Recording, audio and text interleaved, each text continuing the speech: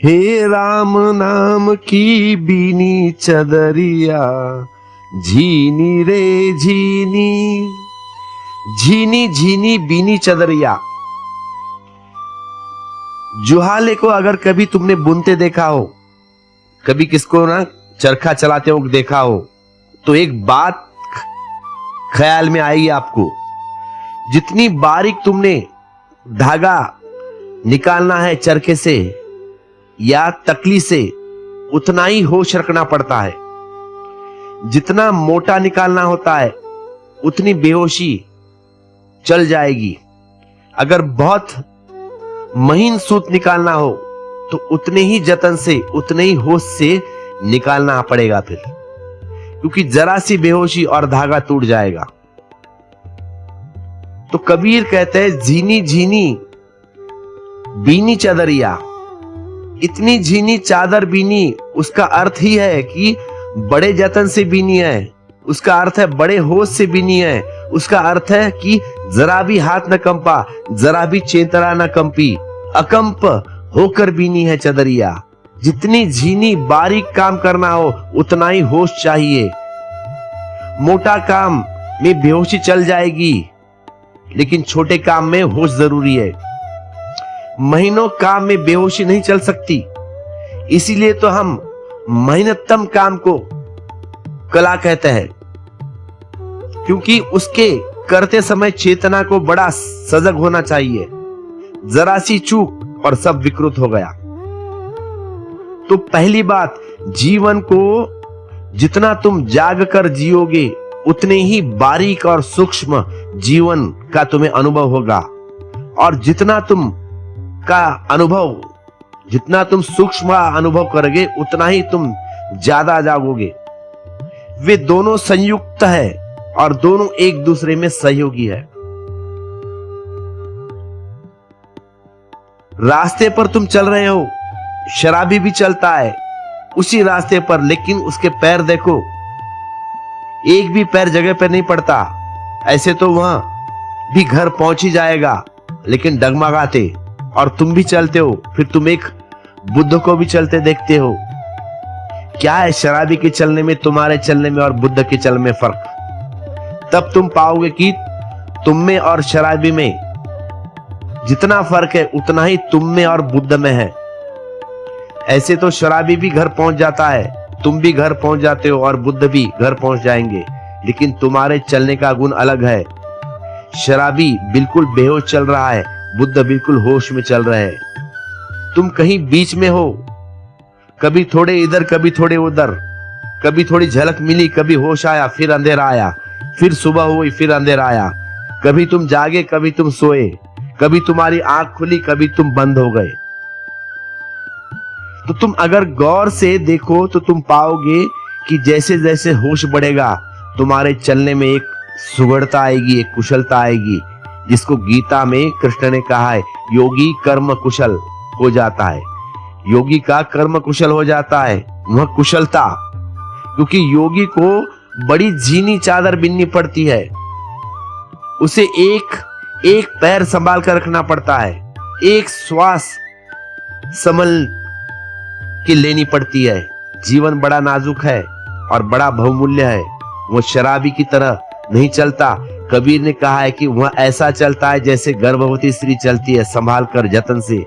भीतर एक नया जीवन है, और गर्भवती के भीतर जो जीवन है वह शारीरिक की है, वह शारीरिक है। एक बच्चा पैदा हो रहा है तो शरीर पैदा हो रहा है। साधक के भीतर, साधु के भीतर जो जीवन अंकुर फल रहा है वह तो परमात्मा का अंकुर है। तो कितना ध्यान रखना पड़ेगा। तुम ऐसी सोचो कि परमात्मा तुमसे पैदा हो रहा है, तो तुम कितने संभाल कर चलना होगा। जरा सी चूक और गर्भपात हो गया, परमात्मा उठ के चला गया। जरा सी भूल, थोड़ी सी भूल, पैर का मुड़ जाना और गिर जाना, और सदियों सदियों जो किया है श्रम वह व्यर्थ हो गया। जैसे जैसे करीब आती है, जैसे जैसे घड़ी करीब आती है, वैसे वैसे ज्यादा होश की जरूरत पड़ती है, क्योंकि मंजिल से तुम दूर थे, तब भटकन का कोई डर न था, क्योंकि भटकते भटकते अब पास पहुंचे, मंजिल अब करीब आ रही है। होश की जरूरत पड़ती है, क्योंकि अब भटक सकते हैं। अब भटक सकते हैं। सूफी कहते हैं कि सांसारिक को क्या डर, डर तो हमें है। सांसारिक के पास खोने को क्या है, खोने को तो हमारे पास है। और सांसारिक चाहे तो कैसे भी चले, मिटने को कुछ भी नहीं है उसके पास।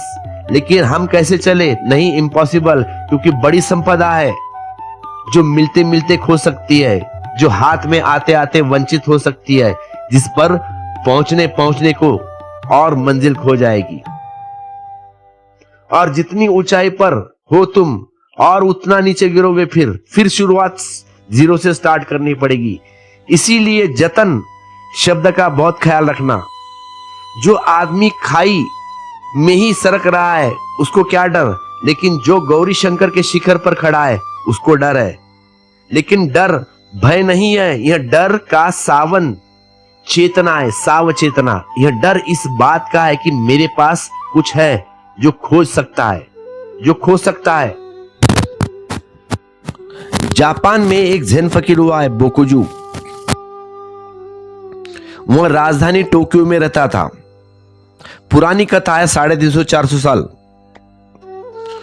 तो उस जापान का जो सम्राट था, जैसे पुराने सम्राट निकलते थे शहर का मुआयना करने घोड़े पर वेशांतर करके कि हमारे नगर में क्या चल रहा है, तो ऐसे ही सम्राट कभी कभी निकलता था नगर में देखने के लिए कि मेरी प्रजा क्या कर रही है।